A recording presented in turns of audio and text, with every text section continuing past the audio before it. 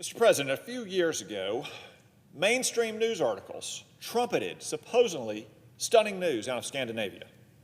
Iceland was close to eliminating Down syndrome. Eureka! Fantastic. How is it possible? Had these Icelandic scientists discovered some amazing and miraculous new gene therapy? No, they hadn't. Because Iceland wasn't eliminating Down syndrome. Iceland was eliminating babies with Down syndrome, using prenatal testing to identify genetic anomalies and then aborting the babies that had those anomalies. According to one Icelandic genetic counselor, and this is a direct quote, I'm not making it up, you might think I am, quote, "We don't look at abortion as a murder. We look at it as a thing that we ended." Imagine how ghoulish that is.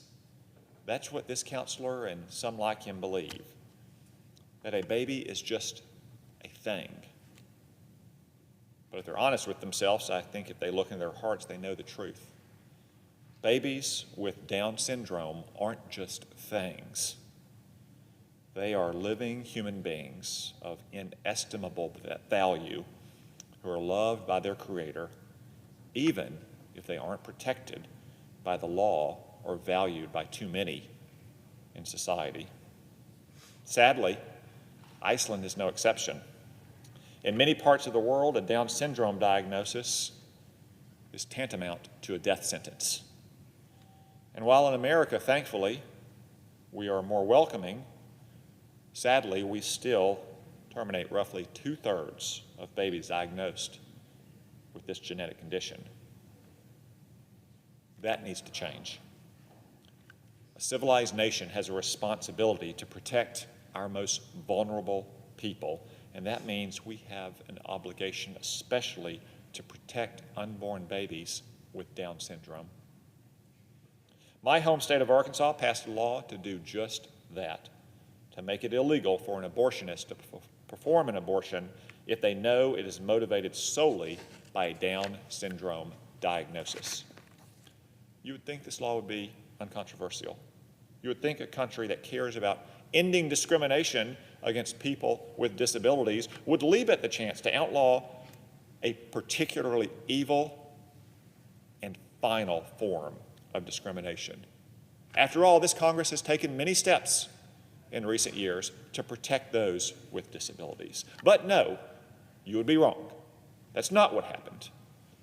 The abortion lobby kicked into high gear and got a liberal judge to block Arkansas's pro-life law from going into effect. The Pro-Abortion Guttmacher Institute denounced the laws to protect babies with Down syndrome as dangerous and coercive. Now, this should not be surprising coming from the Guttmacher Institute. After all, it's named after a former leader of the American Eugenics Society, as so many abortion advocates can also trace their lineage to the dark so-called science of eugenics early last century. These modern-day eugenicists and a few liberal activist judges are putting babies with Down syndrome at grave risk every day. These babies can find no refuge under the laws of many of our states and our nation. But thankfully, that may be changing.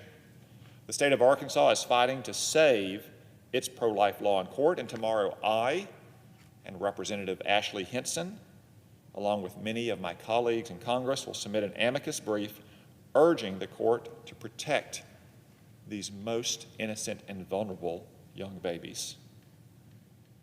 Time will only tell if the courts will hear these pleas.